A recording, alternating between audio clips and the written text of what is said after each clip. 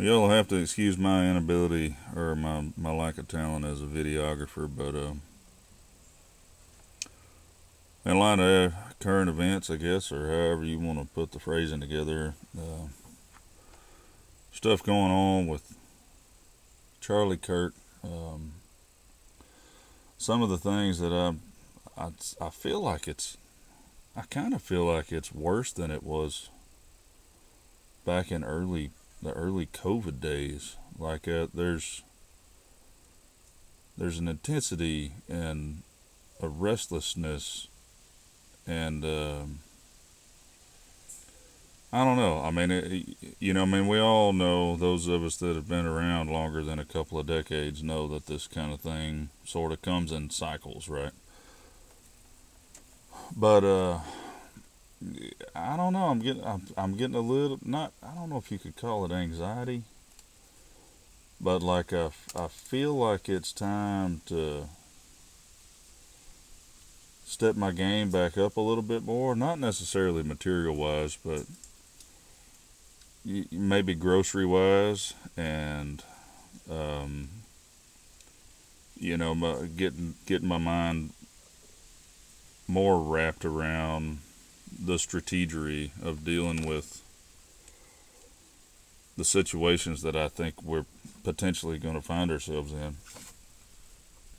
And I mean, making a bunch of videos about the things that I'm doing to deal with that, I don't necessarily think is going to be super popular or anything. I mean, the internet is inundated with all kind of different preparedness strategies and methods, and who does what and how and why and all this kind of stuff. And half of these dudes are copying each other, which is fine. I mean, there's nothing wrong with copying a good plan, but I don't think y'all don't need Ark Living's version of said same good plan, right?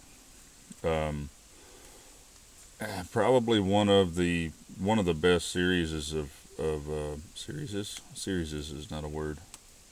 Probably one of the better versions of this preparedness strategy in the series, and everything, as far as what material needs you actually need and what methods you should probably try to seek to employ or at least mimic in some way, would go along with Bear's Prepper Classroom series. I think he's writing a book on it now too, maybe a version 2.0 or something that's in progress. I can't remember. But I mean, just go watch all that stuff, and then put your own personal touches and needs. Apply that to your life, and you'll probably be fine. And it doesn't have to be his. I mean, if you already got another one, whatever. And I'm saying all that, we're 4 minutes in almost. I thought I might share with you the proverb of the day today. Proverbs 21. Today is 9/21. And this is one of the life and conduct proverbs, or well, that's the way that it gets categorized by some dude a long time ago.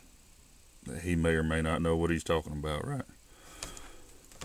But there's some stuff right here at the beginning of this proverb, even if we don't read the whole deal, that I feel like fits really well, and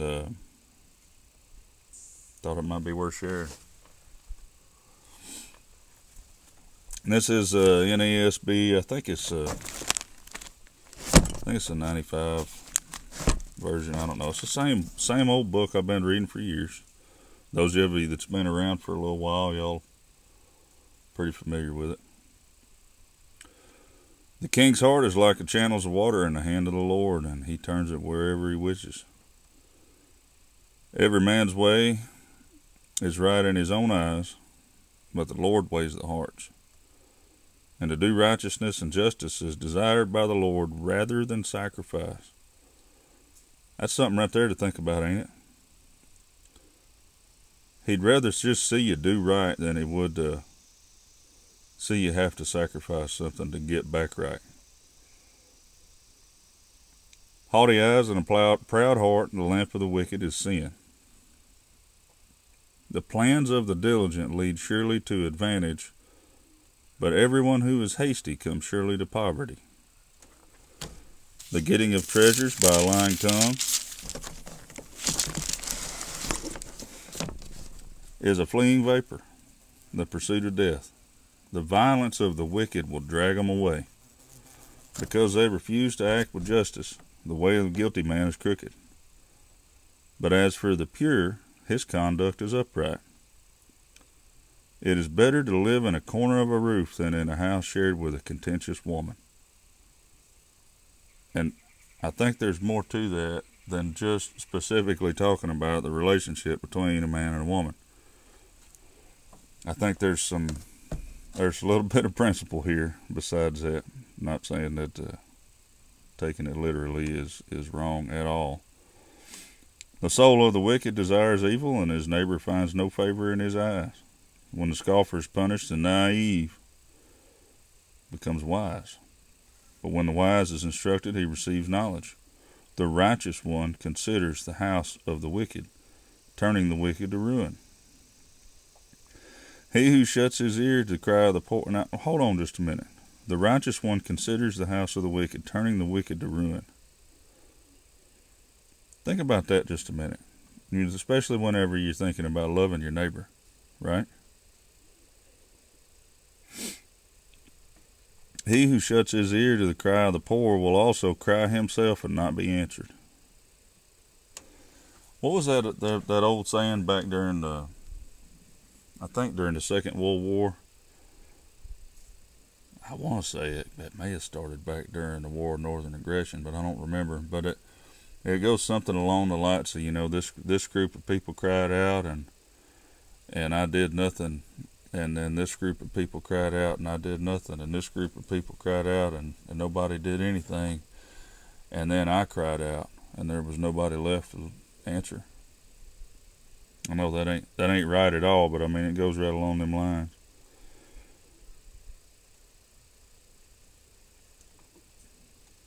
A gift in secret subdues anger,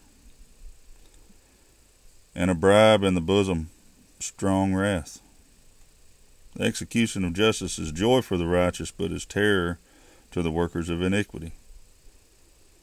A man who wanders from the way of understanding will rest in the assembly of the dead.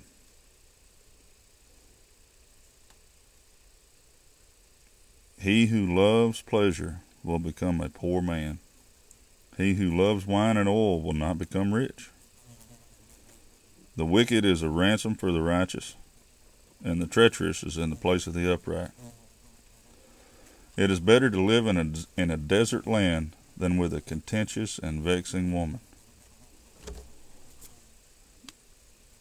There is precious treasure and oil in the dwelling of the wise, but a foolish man swallows it up. You don't have to just consume everything around you. That's not a wise thing, is it? I mean, it's kind of like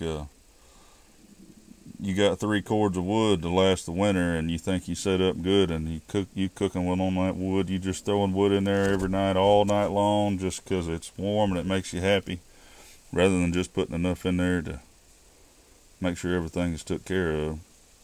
You burn it all up, and then you're out there in the cold, in a struggle, when you don't want to be, at a time not your own choosing, looking for more, trying to find more fuel, trying to cut more fuel. I mean, we've all kind of been there, if you think about it. He who pursues righteousness and loyalty finds life, righteousness, and honor. A wise man scales the city of the mighty and brings down the stronghold in which they trust. He who guards his mouth and his tongue guards his soul from troubles.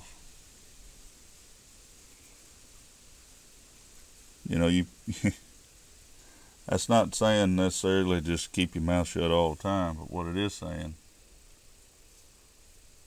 it's kind of a pick your battles type deal, right? I mean, walk softly and carry a big stick kind of thing. Proud and haughty scoffer are his names, who acts with insolent pride. The desire of the sluggard puts him to death, for his hands refuse to work.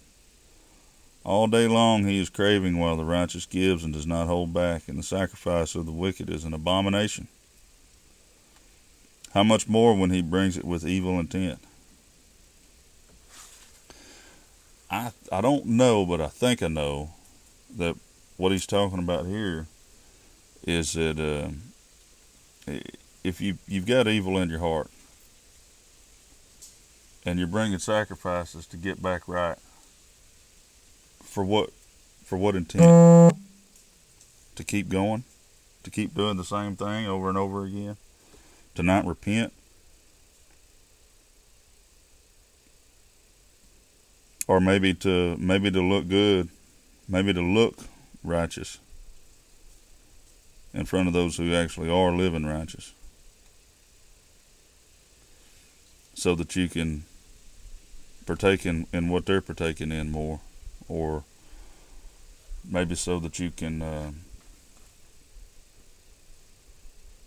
I don't know, that in an evil way get more from them for your own worldly desires. Maybe I'm not real sure how to organize my thoughts around that, but a false witness will perish, but the man who listens to the truth will speak forever. And a wicked man shows a bold face. But as for the upright, he makes his way sure. There is no wisdom, no understanding, and no counsel against the Lord. The horse is prepared for the day of battle, but victory belongs to the Lord. The horse is prepared for the day of battle, but victory belongs to the Lord.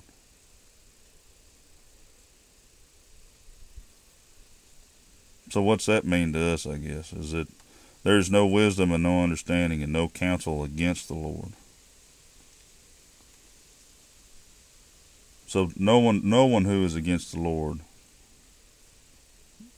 knows wisdom or understanding, I guess, and they don't counsel together.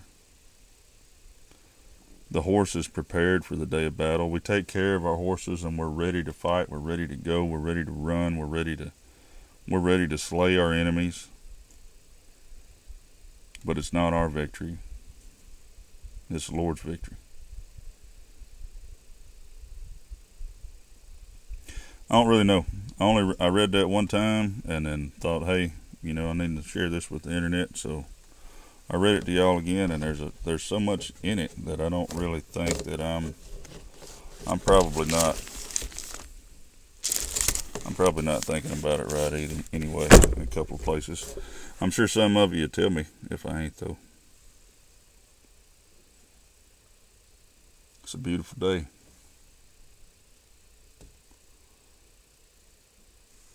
I'm going to go hang out with my boy, maybe one of my daughters. Mess around out in the woods a little bit.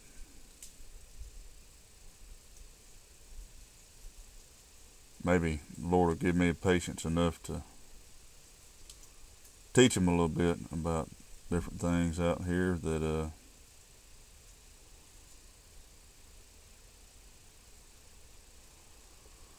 my dad and grandpa gave them the patience to teach me whenever I was that age. It's a hard thing sometimes, but I think it's also probably one of the most honorable things a man gets the opportunity to do in life. It's teaching these kids woodsmanship, teaching them how to shoot, teach them how not to get pushed around.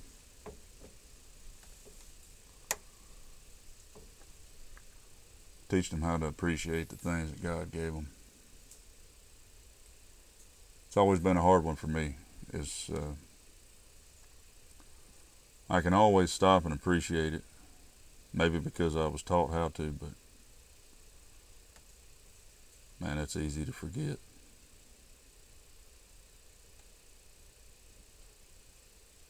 We'll catch y'all later.